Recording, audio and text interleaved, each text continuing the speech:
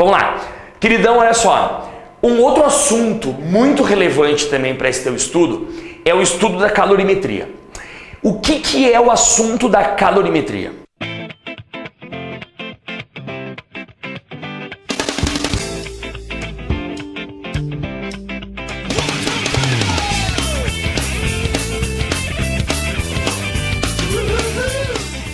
Aqui nós vamos falar sobre a troca de calor e quais são os efeitos da troca de calor.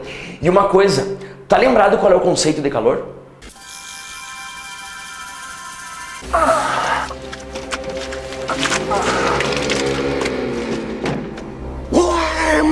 Não te esquece que calor é a energia que transita entre os corpos devido à diferença de temperatura. Esse é o conceito de calor e mais nenhum. Calor é a energia transita entre um corpo quente e um corpo frio. Cuida, porque no Enem certamente vai cair esse conceito e eles vão tentar fazer um baita de um pega-ratão ou então nas tuas provas. Sempre tem um pega-ratão sobre esse conceito e ele é o mais importante desse nosso estudo.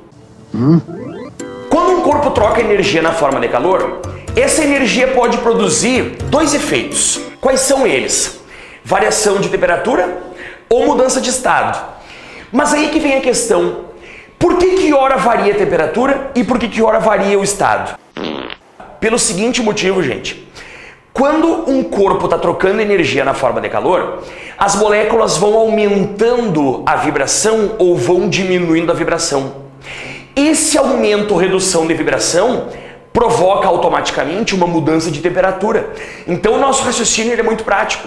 Quando o corpo recebe energia na forma de calor, essa energia é distribuída entre as moléculas e elas vão transformar isso em energia cinética, vão começar a se movimentar mais rápido. Isso acarreta a variação de temperatura. E aí que vale um raciocínio que é o seguinte: quais são os fatores que vão determinar na quantidade de calor que eu preciso jogar no corpo para poder variar a temperatura dele? São três características básicas. Primeira característica, gente, é a massa do corpo.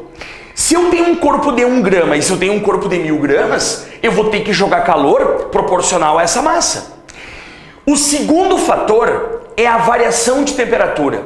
Se eu quero que o corpo tenha aumento de 1 grau ou se eu quero que o corpo tenha aumento de 100 graus, eu vou ter que jogar quantidades de calor proporcionais a isso. E o terceiro fator e mais importante é o chamado calor específico. O que é esse calor específico? É uma propriedade da substância. Queridão, a substância é o fator muito importante nessa quantidade de calor. Tem substâncias que têm que trocar muita energia para poder variar a temperatura. Agora tem substâncias que trocam um pouquinho e aí já variam bastante a temperatura. Então, o que determina basicamente e mais importante a troca de calor é esse calor específico. Te liga numa coisa, só para vocês terem de exemplo, a água é a substância de mais elevado calor específico. A água, por ter o mais elevado calor específico, ela não deixa os outros corpos trocarem tanto.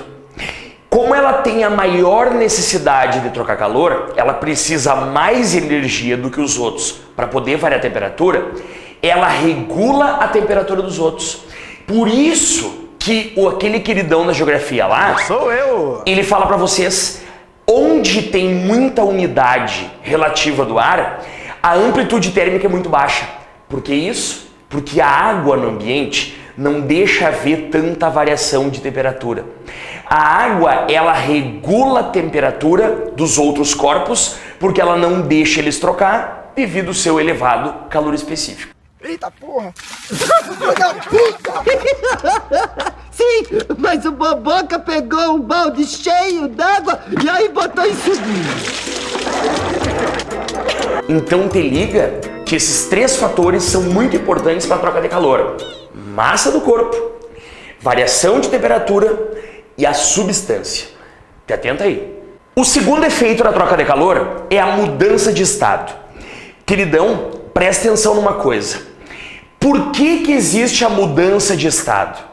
Porque as moléculas, de tanta energia que elas vão recebendo, elas vão mudando as suas posições. E o que difere os três estados de agregação da matéria Primeira coisa é o arranjo molecular, é a posição das moléculas.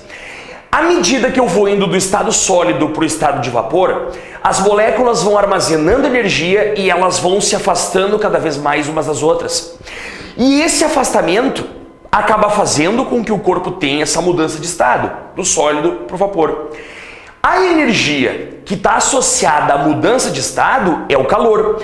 E a gente chama esse calor responsável pela mudança de estado, nós vamos chamar de calor latente. E aí é que está o detalhe importante. O calor latente, tem como eu calcular ele? Claro que eu tenho. São dois os fatores que vão determinar nessa quantidade de calor. Qual que é o primeiro fator? O primeiro fator é a massa. Quando eu tenho um corpo com a massa muito grande, eu vou ter que jogar muito calor para ele poder mudar de estado. E se eu tenho uma massa muito pequena, pouco calor já muda ela de estado. E a segunda característica que determina a mudança de estado é uma propriedade chamada calor latente de troca de estado. Esse calor latente de troca de estado, ele é dependente de duas características. Primeiro, ele é dependente da substância e ele é dependente da mudança de estado. Só para vocês terem uma ideia, ó, a água, que é uma substância muito comum pra gente, apresenta dois calores latentes de troca de estado.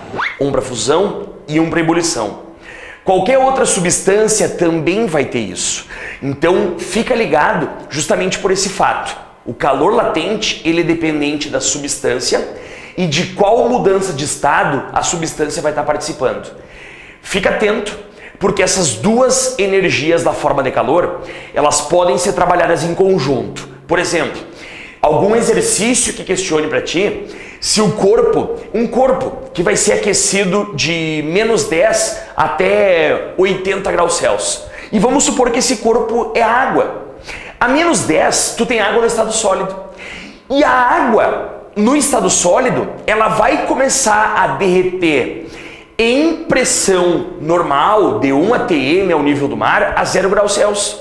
Então tu tem que esquentar o gelo de 0 a 10. Tu joga calor sensível, responsável por variação de temperatura. Quando chega em 0, tu vai jogar calor para essa massa de gelo derreter. Nesse caso, tu joga calor latente. De 0 a 80, tu vai esquentar a água, variar a temperatura dela. Então, nesse caso, tu vai jogar uma quantidade de calor sensível para poder ter essa variação de 0 a 80. Então, atentem. Num processo de mudanças de estado e variação de temperatura, vale ficar ligado para que momento tu vai ter calor sensível e que momento calor latente. Te liga nisso aí também, isso é muito importante para o teu estudo. Queridões, muito obrigado por mais uma aula. Fiquem atentos à nossa fanpage, sigam as nossas novidades, se cadastre no nosso canal do YouTube lá e fique ligado nas nossas videoaulas aí. Não te esquece, nós estamos aqui para te colocar no topo do Enem.